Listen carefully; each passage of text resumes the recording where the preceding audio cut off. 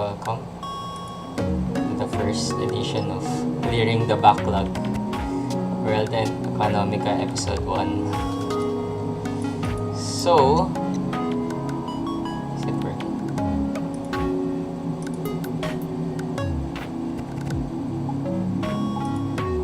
Am I still on loading yet? For some reason I'm still on. Okay, there we go. Okay. From the author of Spice and Wealth, Isuna Hasekura comes World and Economica. The opening video features music of Kishida Kyoton and Akeboshi Rockets, known for the opening songs of Harvest of the Dead and Strike the Blood. So, World and Economica is a 3-part visual novel set in the far future on the moon, 16 years after humans have begun to colonize it. A young boy named Haru has been chasing his wildest dream. His dream is to stand where no man has stood before. So he needs capital, a ludicrous amount of capital. What better place to get that amount of capital by using the stock market? Okay, so pretty much World and Economica is another work of Isuna Hasekura, an author of The Spice and Wealth. Let's get started.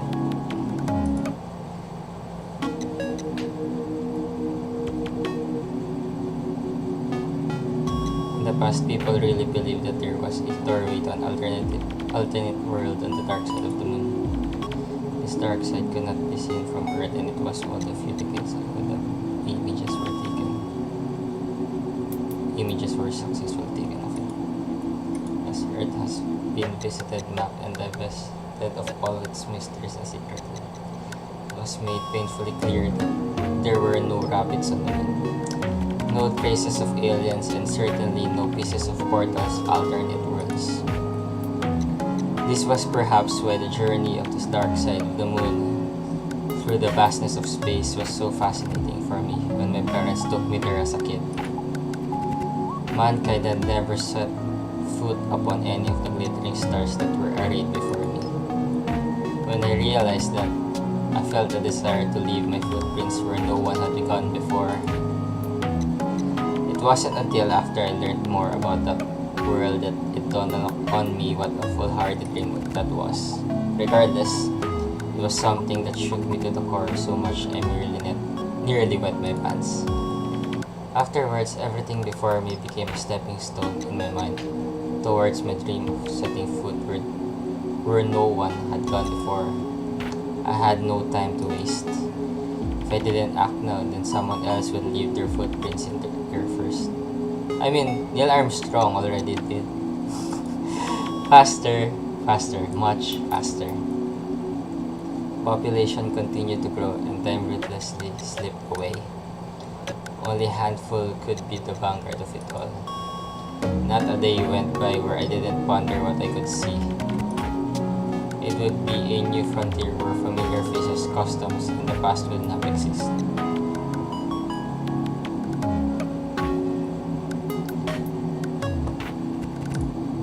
A frontier where every small movement I would become part of history.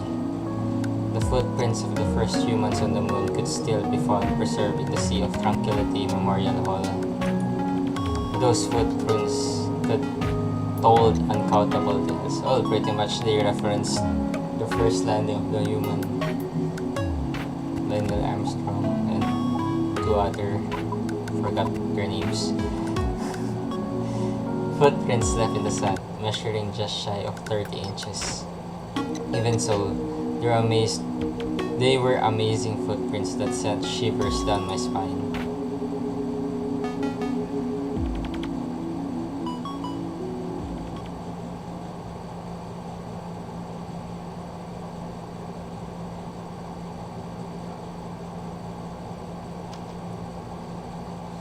With a click, my mobile PC turned on.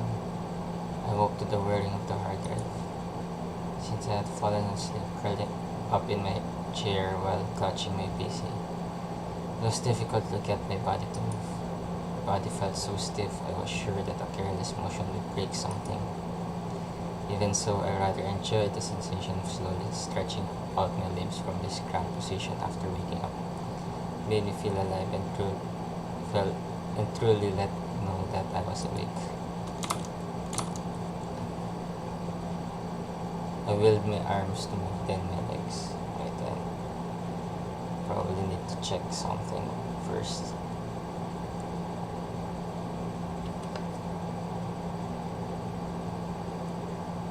Just a second.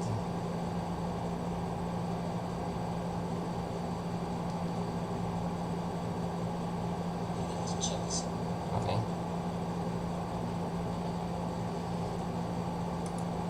Although hardly efficient, this was how I chose to do things, and what was what happened when I woke up every morning. It was a satisfying action, and one I never had a chance to savor before I left home. On top of the table, I had left my rather crude diode lamp on, and a coarse layer of fat had formed on the surface of the leftover coffee in my dirty cup. Beside my cup was half-eaten chocolate bar which I reached for and crammed into my mouth. I swallowed the unpleasantly sweet chunk as the PC finished putting up. At that moment, my brain went to work as I verified that I had my wallet, memory cards, and bag on me, and none of it had been stolen while I was asleep. Wow, where are you sleeping? It appeared that I had survived the previous night. Only then I breathed a sigh of relief. I guess main character is in a pinch. However, in order for me to survive today, I would have to make some money. It had been 3 months and 12 days since I left home. Oh, he left home, okay. 3 months and 12 days.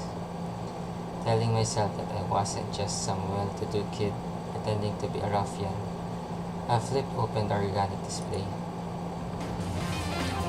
He's in a manga cafe in the moon. A cheap net cafe, actually. I was staying in a cheap net cafe. Is the volume just right? It's very loud. Okay, there we go. It was a good-for-nothing establishment that leached Wi-Fi from another shop, and its customers were of equally questionable quality. I should lessen the volume more. Hey kid, a fine morning, isn't it? As I left the booth to go wash my face, an unkempt clerk greeted me as he played the game at the counter. It's even a PSP, oh my god, this game is so old. 2013, I think. I figured he wasn't so much being friendly as much as he was making sure I knew he was watching. After and the clip is a clip. The only entrance and exit were next to the counter, and off to the side on the wall were the words everyone pays, no freeloaders. Even though this sad excuse for a building was built in a sewage canal, money was always collected. The only thing that concerned me when I left home was finding a place to sleep. Though I had some money, I couldn't really change my appearance. A fine morning.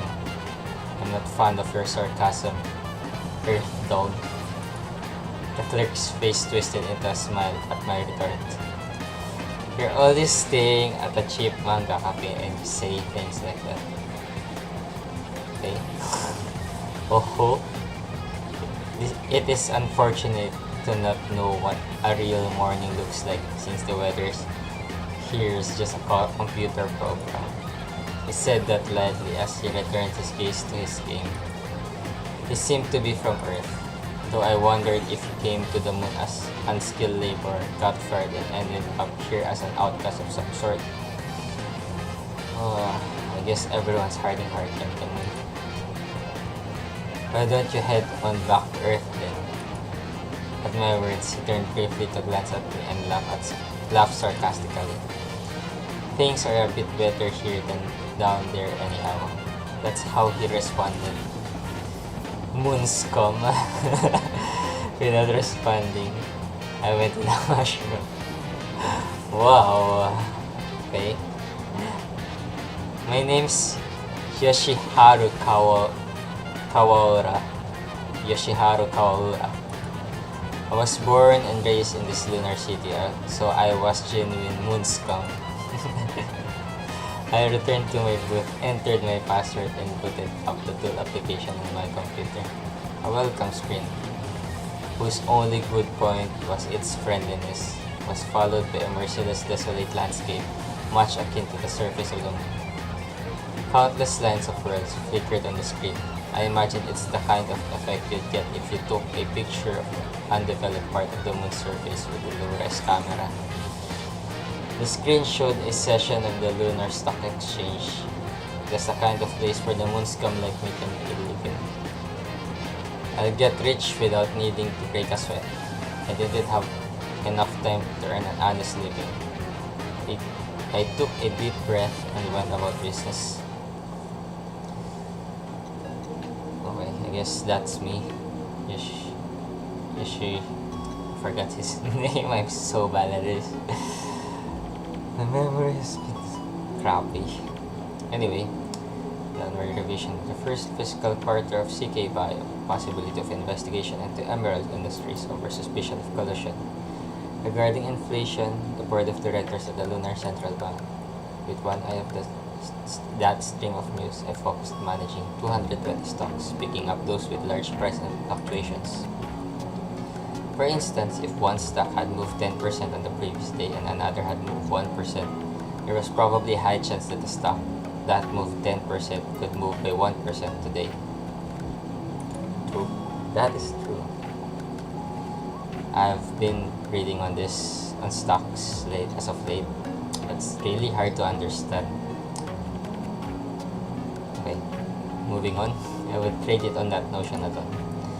Within the turbulent up and down movement of the price, I could extract some profit, which is what I occupied myself with between 9 a.m. and 5 p.m. lunar time. Okay, a whole day of working, monitoring stocks. I haven't commented on the character's looks first. Okay, it's brown hair, like what I have. Big eyes and scarf, like Mikasa. Mikasa scarf. Okay, that's interesting. The jacket. Is that a jacket? Between those hours, the only things that went into my mouth were food that I could eat one-handed and drinks. To be honest, I'd be so engrossed in trading that breaks were uncommon. Even if I had free time to take a break, I'd rather use it to look at my screen to track price fluctuations and do some trades. I've heard this from a friend that watching stocks takes a lot of your life. Like even in CR breaks, you need to be looking at stocks. That's how intense this is. After all, a difference of a few minutes when making the call to buy or sell could easily mean the difference between gaining or losing 1 or 2%. Yes, that's what I said earlier. My war chest was 72,000 moles. 1% of that came out to 700 moles. A store clerk here would make 7 moles an hour at best. This was a place where a public school teacher's monthly starting salary was 1,200 mules. So I could make it in a few minutes what they'd make in a month. Okay, moles is the moon currency. Of course, over the course of a day's trading, some people would win and others would lose. But I was on the winning streak of all streaks, and before I knew it, my seed money of 1,000 moles had ballooned to 72 times of that. Wow, that's a lot. The one and only time I did honest hard labor in my life was to build that seed money. Since then, I'd just been building assets through these trades. While the gains were a little less than what they used to be, the greater your assets grew, the faster they grew. While the gains were a little less than that way, what they used to be. The greater assets grew, the faster they grew. Okay, so that it didn't worry me. It'd be what they call a snowball effect. I've never seen snow before, but I've seen videos of Earth before, and thus I was familiar with it. Okay. I had decided that I was going to make even more money and then live in the center of this lunar city. It's a place where tons of ridiculously smart people were gathered. It said that 70% of this world's wealth was held by people there. I leave it up there, and then, the back of my head, was high on these kinds of delusions as I performed grade after grade like a man possessed. That's why it took me a while to notice. I finally did after I got smacked on the head. Ouch. It's you again, you kid. I turned around to see what that clerk from before standing in front of the booth's open door. What, you want money? Since when did this place become prepay? Or what, was it something else? Was making money not allowed here? What do you want? I'm busy. As I glared at him, the overly skinny, bleary-eyed clerk let out a tired sigh. That's your reply? I came to tell you that the police are on their way to gather up street urchins and... Before the clerk finished his sentence, my PC had been closed and thrown into my bag. Hey, wait! The employee grabbed my shoulder as I tried to push him aside and exit the booth. Though he was thin, he was still muscular, strong enough to remind you that he was an adult. Still, I always kept a set amount of money in my breast pocket for times like this. I grabbed it and thrust it into my hands. Keep the change. I put on my hat, shouldered my bag, and ran down a narrow corridor, wondering what was going on in the booth. A bunch of guys who looked like they just mumble useless replies to any police questioning peeked through the cracks from their hoods, wondering if someone had been arrested.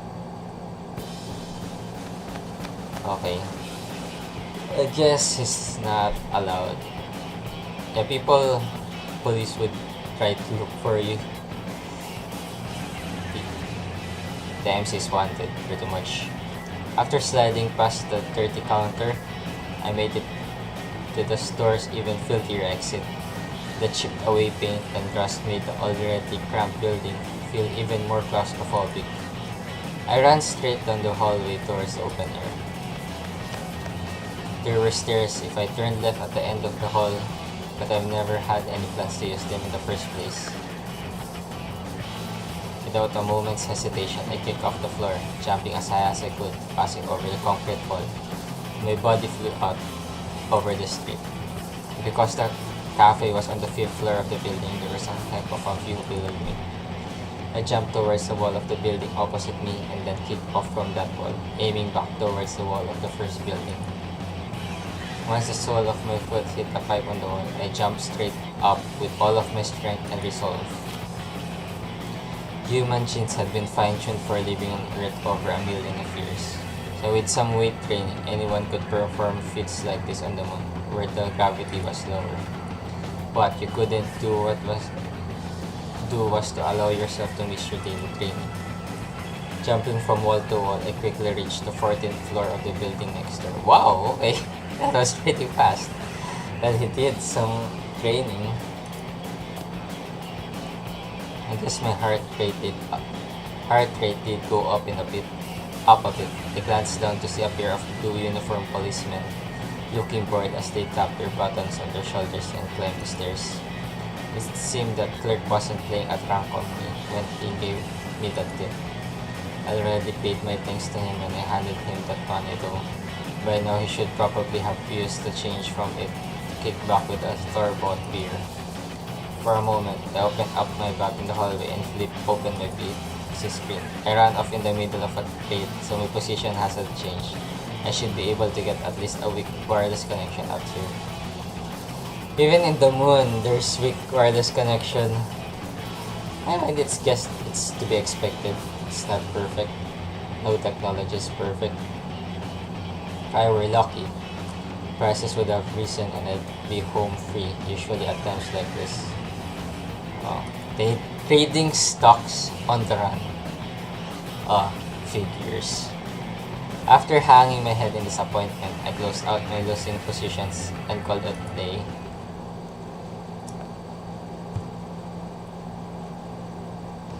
Nothing good could come from wandering around downtown in the middle of the day. After jumping from one building to the next, I decided to walk down the certain hallway towards my favorite Chinese restaurant. It was the time of the day when most people my age would be at school, so walking around carelessly would get chased down by the cops before you knew it. Until you turned 18, the legal age here, it was mandatory that you belong to some sort of educational institution. Some people would say that this was a good thing, while others grumbled something about government-funded programs. I guess pretty much the same with Earth right now. I fell into neither camp. Okay? Main character is likely have dropped out from school. My way of dealing with systems I didn't like was to quietly escape them, not to loudly criticize them. On that note, this area was, with all of its complicated passages and extreme elevation changes, it's not odd to see the 7th floor of one building next to the basement of another. It was convenient for people like me. Didn't expect talking this a lot. It's tiring. I haven't been talking since the pandemic. I mean, during meetings only, that's when I talk. But barely I talk with people nowadays. Not to mention the overgrown vegetation here and there that acted as a good cover. Okay. These plants were originally included in the city plans, but had leaked out of one of the many lunar laboratories where they were messing with their genes. Supposedly, genes had tons of factors that express themselves differently depending on the environment. So a lot of plants and animals started acting strangely as soon as they were brought to the moon. There were even people saying that life forms on Earth could have originated from outer space and brought to Earth via the moon. Some of these plants grew so well on the moon's inorganic matter that you might wonder if they've been around here for a million of years. Of course, it wasn't as if these plants were free from the law of physics. Nitrogen and other nutrients for them were often brought over from Earth. So I hadn't heard of any worries from that the surface of the moon wouldn't be taken over by the greenery. This applied to more than just plants. As for the humans here, it didn't matter how many ultra-elite think tanks came to energize the lunar economy and its industries. Life here just wasn't sustainable without sending a lot of things over from Earth. According to the government statement, even if the orbital elevator were to stop moving today, there was currently more biomass here to create an enclosed recycling-based environment. In other words, you'll be able to eat food, crop it out, then use the crop to grow more food to eat, and so on. Recycling. They'd be able to make a ton of electricity with solar panels while collecting direct sunlight to use as super hot source of heat. So maybe they're right. I mean, people even say that Earth was in more danger environmentally since there is still relying on oil and nuclear power. I didn't know who was right. Whatever the case, I had dreams, and if it meant making my dreams come true, I didn't care if it was on Earth or on the moon. After all, my dream was to stand at the forefront of humanity. It'd be a place where you could only look forward and live by advancing onward. Who cared about what happened to the world behind you? And if I couldn't make this dream come true, then there'd be no reason for me to live. That was why, to put it logically, I'd never worried a single bit about the moon's environment or whatever. What I worried about was how much money I made and how fast I reached my goals. While I was thinking about these things, I passed through the thickly vegetated tunnel towards high ground. was a clear day, as it always was. On the other side of the translucent membrane, the visible half of the mist-covered Earth looked small. The sky over the lunar city was wrapped in a see-through dome, and right beyond it was outer space. Gravity was weak on the moon, so we couldn't naturally keep large amount of gases stored up on the surface. Also, while apparently each 24-hour day on Earth had a morning, afternoon, and night, which was followed the next day by another morning, the moon alternated between 2 week days and 2 week nights. What? How do you sleep? However, the human body's cycle was set differently thanks to tens of thousands of years of living on Earth. Because most of the people living on the moon were immigrants from Earth, its dome was adjusted to give off light in an Earth-like way. It even had sprinklers attached to it so that it would rain. However, I'd only seen things like downpours and thunderstorms in videos. When it rained here, it was always just a drizzle. Strong winds never blew here. The only winds felt here were the slow coiling movement of the atmosphere due to centrifugal and Coriolis forces, as well as the gentle breeze of the air inside the dome being mechanically circulated. Okay, they made a complete environment for the moon. I strayed from the street on the grass-covered cliff and jumped upward with a crack. I kicked off a tree branch and rotated my body to land at the top of the tunnel. What is he, a cat? This was a box seat where you can look down on the greater part of the city. Oh, that looks nice. I grabbed some beef jerky out of my bag and bit into it. According to the guys who came from Earth, this wasn't at all close to the real thing, but it's the only beef jerky I knew. I thought he was talking about the view. He was talking about the beef jerky. There were a number of cities on the moon. The one I lived in was the very first city to be created, and I could get a clear view of the whole thing from here. The spot in front of me were pointed skyscrapers sprung upward one after the other was called Newton City. It wasn't like entry here was regulated, however it had the feel of a special zone only certain people could enter. Since it was full of giant corporate buildings, even public places like shopping malls and parks were overrun with police and city regulations. Most wealth here was created in Newton City, and you could find famous tycoons with assets worth over 10 billion moles all over the place. If you had that much wealth, you'd undoubtedly be able to be on the forefront when humanity took its next step. Money could make just about any desire you might have in this world come true.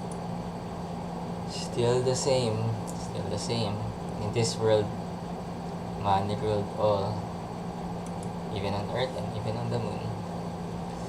Like a photograph of the moment a drop of liquid hit a pool of water, a group of skyscrapers stood in the dead center of Newton City while the buildings around that area were much suddenly short.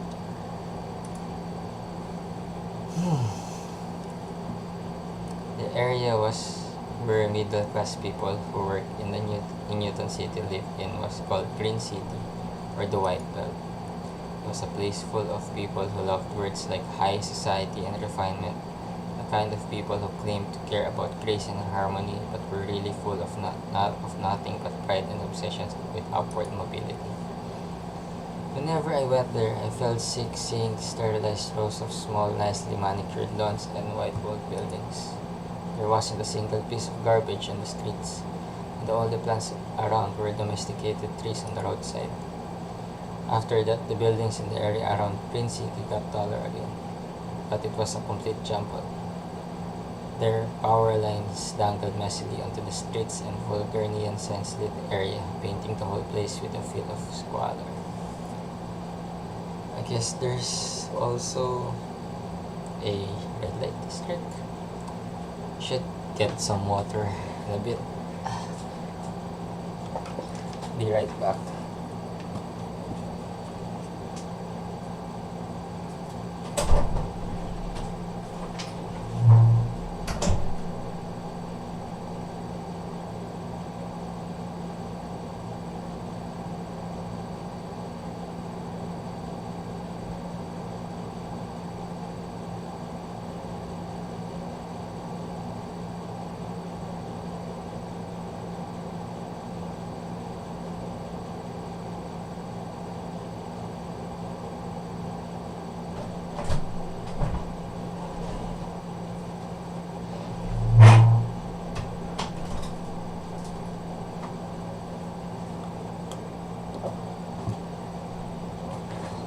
Okay, where was I?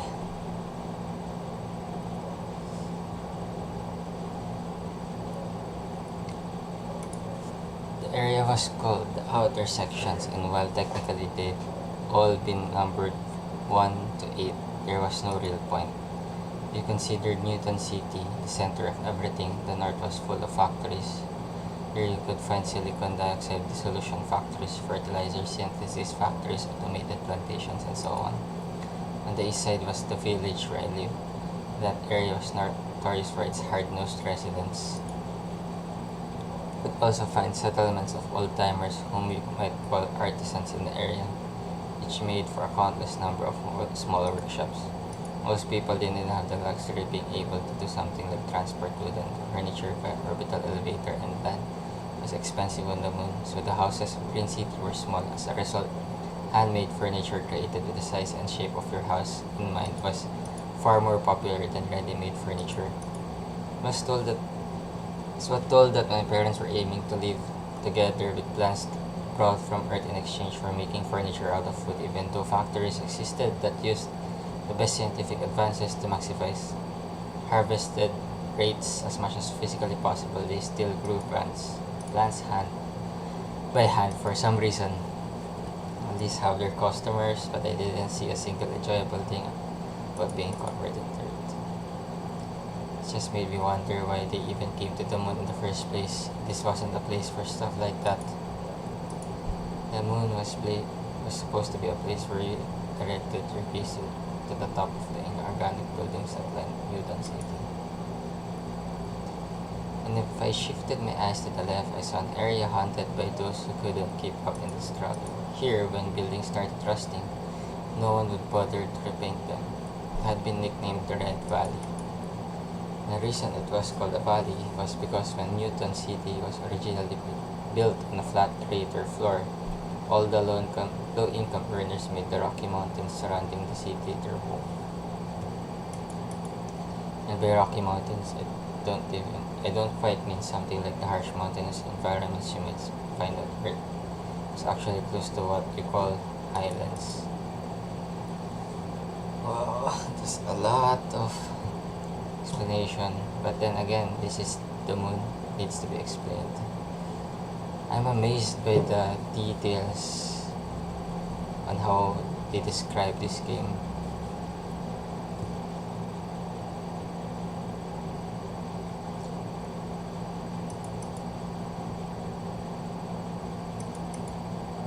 I'm probably gonna skip a bit of the dialogue.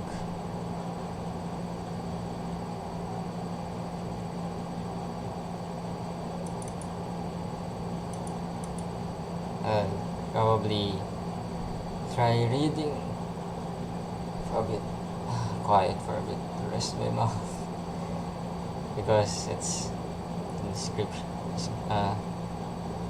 The words, the moon is being described.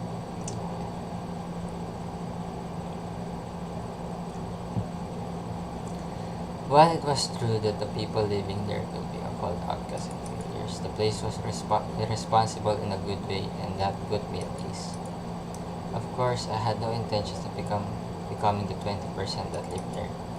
But finally, the area around where I was right now was called the 6th outer section. It was not as degenerate as the Red Valley, but it was not quite as productive as the east side of the town. This area didn't even have a nickname yet, and its paradisical aspects used at every turn. While the buildings were dirty and worn out, it was dotted with small companies who dreamed of Newton City and occasional decent-looking house. It wasn't the worst place to live. I stood up, hopped back down the street, and jogged off. The road paved with neatly shaped limestone rocks. It was chipped and cracked here and there, but no one would ever try to patch it. The rough dirt of the moon had piled upon its recesses. Okay, I guess this is the place, the street where you grab food district. Excuse me. Waterways were occasionally visible, and you could see clear water running as well as fish swimming.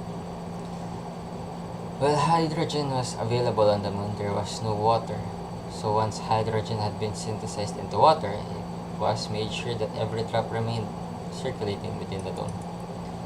The waterway's final destination was the giant water processing plant under Newton City. In other words, everything was designed to gather in the center of the mortar-shaped city, whether it's people, water, or wealth. From there, everything was disseminated outwards. After crossing the intricate waterways and bridges, I passed through a narrow alley and reached my destination. It was called the Lunar Chinese Restaurant. Lunar Chinese Restaurant. Okay, that's lunar. Very moon-like.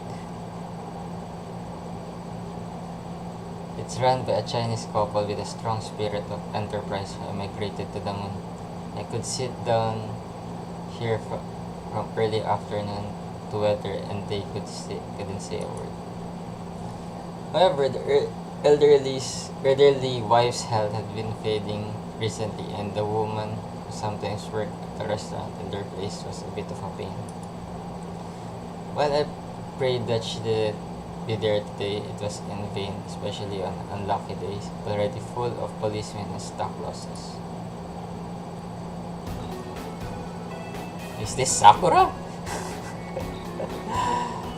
Pink-haired. Nice clothes. I guess she's the one who cooks. I don't know.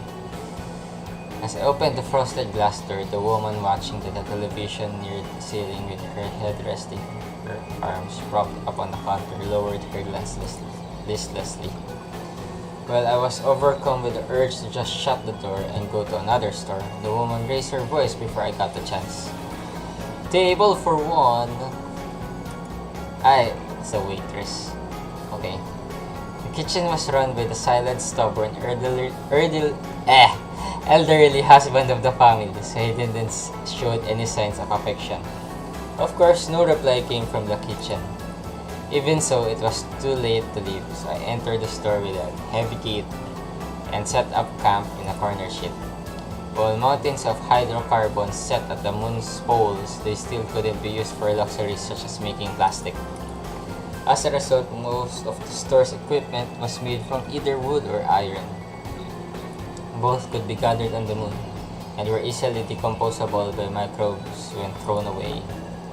The iron cup was placed with a clang on the tattered wooden table, which was no doubt found in a dump somewhere. Okay, recycled.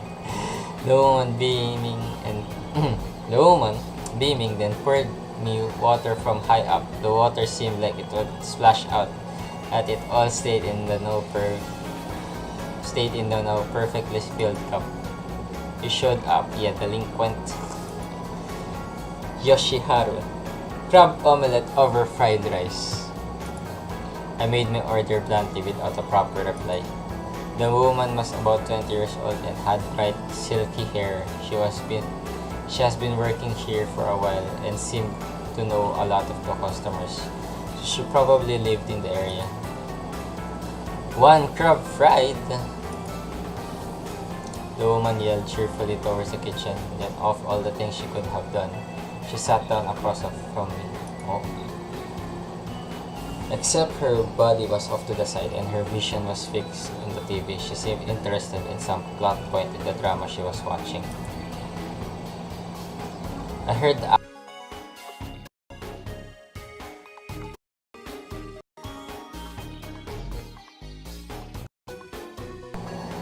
in the space at the same time.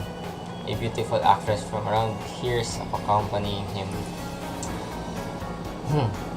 He didn't ask, but she informed me anyway. I ended up glancing at the screen as I silently took my PC out of my bag. He's a little too handsome though. Is that a problem? Well, that might be true. I still felt my urge to reply with a so what? As I placed my PC on the table and switched it on. The PC was loaded up with financial information and charts. Historical prices for the 4,000 stocks on the Lunar Stock Exchange. In order to make a profit tomorrow, I had to find my next target. Oh, want to use our power? I raised my glance after being asked a question and found my eyes meeting the woman's. Being asked for power, that is very rare. Unless Moon has a lot of doesn't struggle with electricity like nowadays. Well, before the pandemic, people wouldn't even want you plugging their shit and their stuff in their outlets. She had beautiful almond-shaped eyes that were even brighter in color than her hair. She must have led an easy life, I thought to myself. Nevertheless, it'd be helpful if I could use the restaurant's electricity. Even if I did decide to go back to that half-assed cafe, the rates were cheaper at night. The problem was that my battery might not last until then. So for thank you to those two viewers,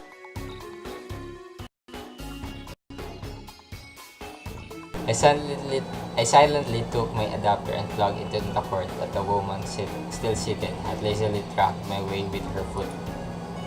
As I hugged the ground in order to plug my adapter into the outlet, the woman mischievously twitched with the toes in her sandals. Perv. That was what she said to me once I raised my head, but she wasn't even wearing a skirt. Naturally, I ignored it and booted up my PC. What? Okay. After that, the woman stopped messing with me, and the only sounds in the restaurant were the filtered voices from the televisions and swinging pots in the kitchen. This was a quiet area without much foot traffic, and it felt like time passed slowly here. The thing that made me go far out of the way to come here, other than the fact that they wouldn't report me to the cops, was this tranquility. What did you eat yesterday? Well, it was pretty tranquil until the woman suddenly asked me a question. Wow, main character sure doesn't want to talk to people. What did what I had to eat yesterday have anything to do with you? I ignored her as I stared at my screen, but she wouldn't stop looking at me.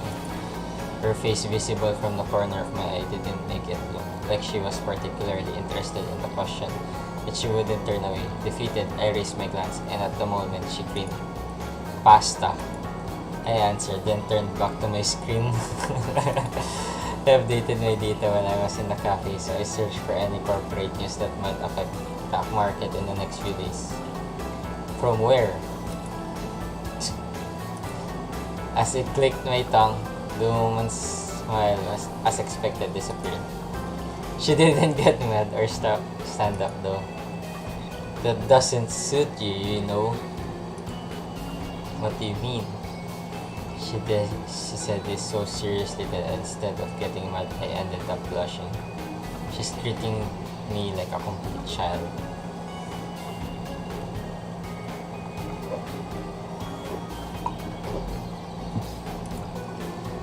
Big Bull Cafe. It was an arrogantly named place for a nearly illegal operation. You see, bulls were symbol of strong markets. For that reason, there were bronze bull placed in front of biggest financial markets in the districts in the world, like America's Wall Street or the Hong Kong Stock Exchange. So for me, the place was good luck. So Cyril's handmaid's pasta. Cyril. Wasn't there a really skinny guy there? That guy owns the place. Owns the... I was a little heartbroken at those words. I was sure that he was some loser who worked there by the hour, but be the owner of a store big or small was a fine example of a capitalist. Not only that, I was heartbroken to hear that I was eating his pasta. I mean, it was good. You judge the dude to be some person who worked 8 hours a day and he actually owns the cheap rental cafe. Way to go, main character. I taught him how to make those. Oh, such a development. The woman beamed with pride. Wait, if she taught him, then where did they know each other from? Don't tell me they used to be lovers. As I dreamed of juicy scenarios in my head, I stared vacantly at her face as she turned back to the television. So was that lunch?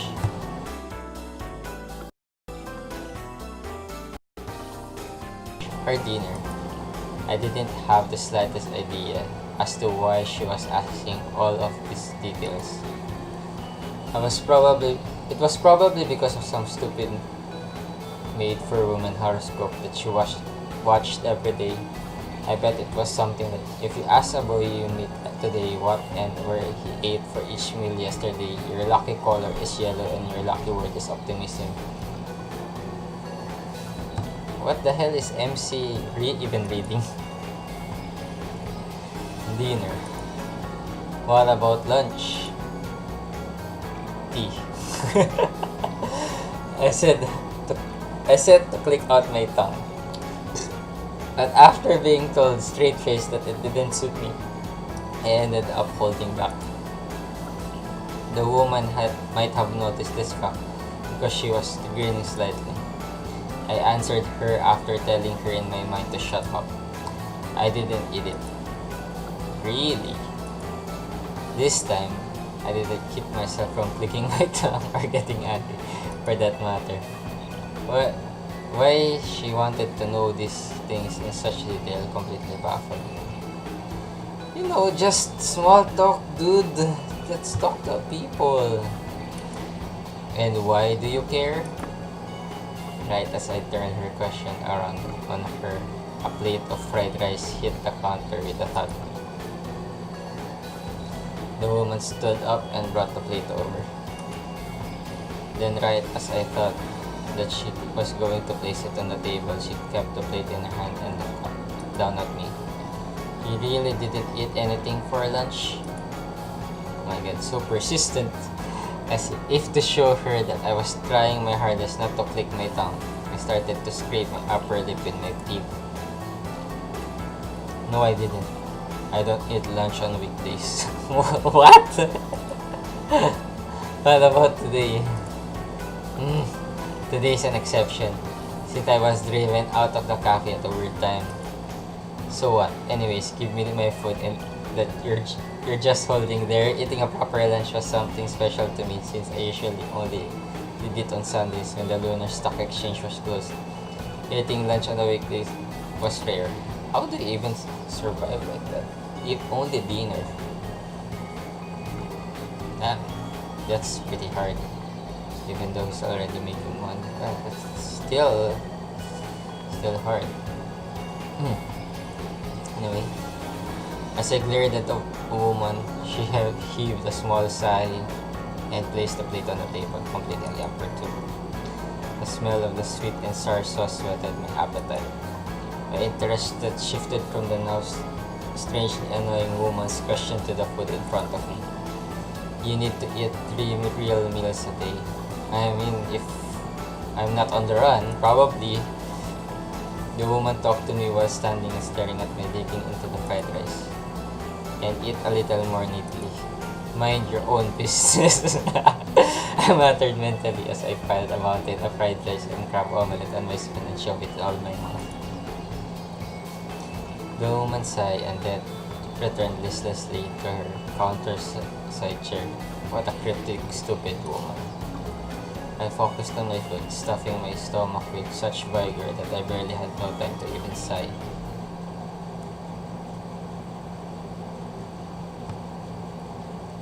After filling my stomach with fried rice, I ordered the IU jelly, a sweet and sour gelatinous dish. It was unusual to see this dessert around here, but it was definitely delicious, a little expensive, since today was a cursed day. Cursed day. Okay.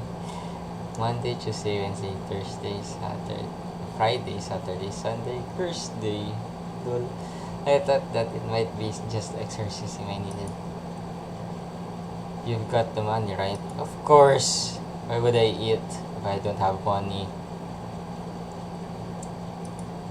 We could rent a cheap apartment for 400 moles a month so I could live on my own pretty easily. The reason I actually couldn't was there were many places for a minor with no guarantor.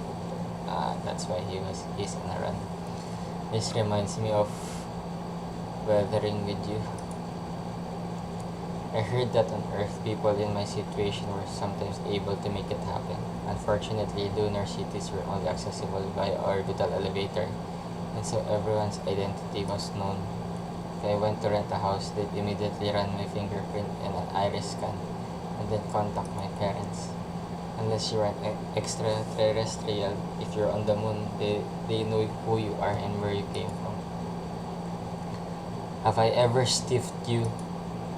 Just because you've paid in the past doesn't mean that you're sure to pay next time. And anyway, you ran from home, right? You need to take better care of your money. No shit. I felt a strange sense of comfort in the fact that her lecture wasn't about my running away itself. And overall, I agreed with the idea that people should take care of them. You don't have to tell me that. Oh, really?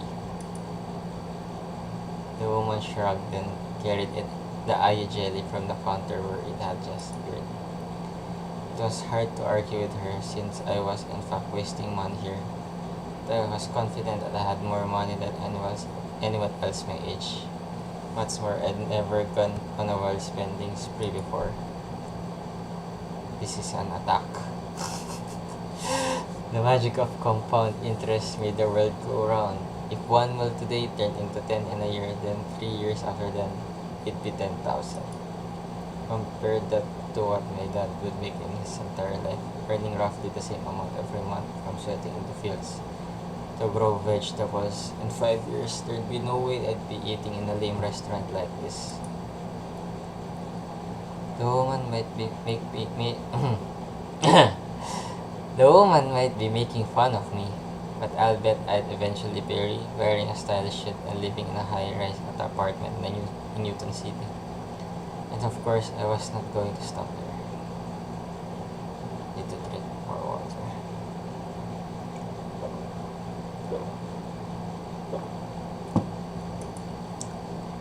That wasn't where my dream ended. It's where it began.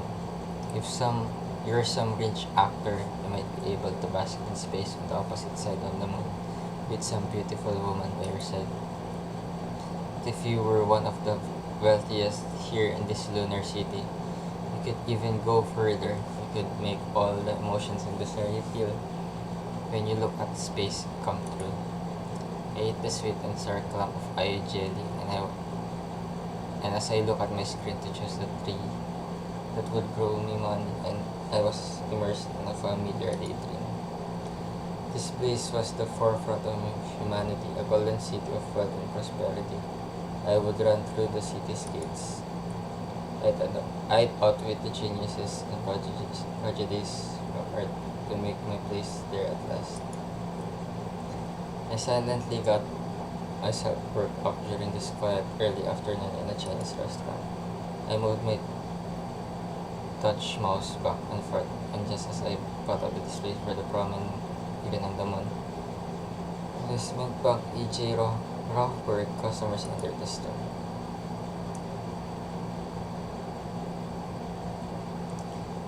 I thought it was strange that customers would come in at this hour and raise my head. At that moment, a feeling ran through my body like an ice cube had just been stuck in my ass. Oh, okay. Police officers. Oh, which reminds me this game has a save feature. Anyway, we'll be ending the stream here. So, that was interesting. It's very descriptive how they work on this game. Very I'm ending on this part so I had more content next time on a high note. On like it seems like officers have already found him, and it means trouble for the main character. So far it's good. We have 2 concurrent viewers. Thank you to those who are watching. If there is actually really anyone, yeah, currently there is no one watching. But there were 2 concurrent viewers already. So, yep, that's it. And see you on the part 2. Thanks for watching.